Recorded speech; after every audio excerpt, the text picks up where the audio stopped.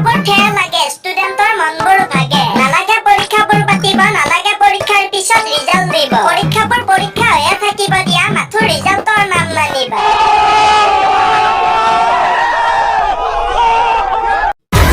পৰীক্ষাত এনেকৈয়া 4টা বিকল্প আহে আৰু 4টায়ে শুদ্ধ যেন লাগে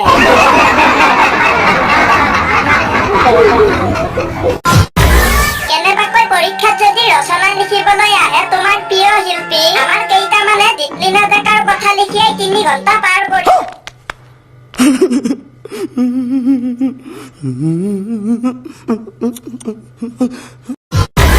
মাক দেউতাকে ভাবি আছে আমাৰ ল'ৰা ডাঙৰ হ'লে ডাক্তৰ হ'ব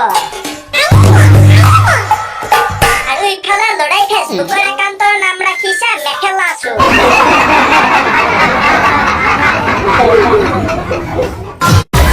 কৰোনা শেষ হোৱাৰ পাছত 2040 চনত এলপি স্কুলৰ ছাত্ৰ-ছাত্ৰীসকল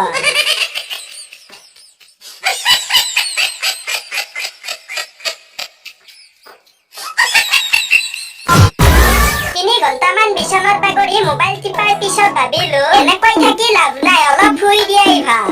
ये बड़ी अच्छी बात कही आप প্ৰথমে মই পঢ়াত বহুত ভাল আছিলো এদিন ফেচবুকত একাউণ্ট এটা খুলিলো তাৰ পিছত কি হ'ব আৰু আপোনাৰ দৰে ময়ো ৰখাতলৈ গলো ছোৱালীয়ে ফেইল কৰিলে ল'ৰাই ফেইল কৰিলে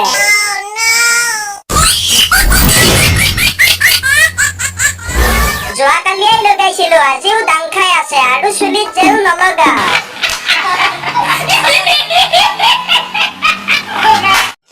আজিৰ এই ফানি ভিডিঅ'টি আপোনালোকে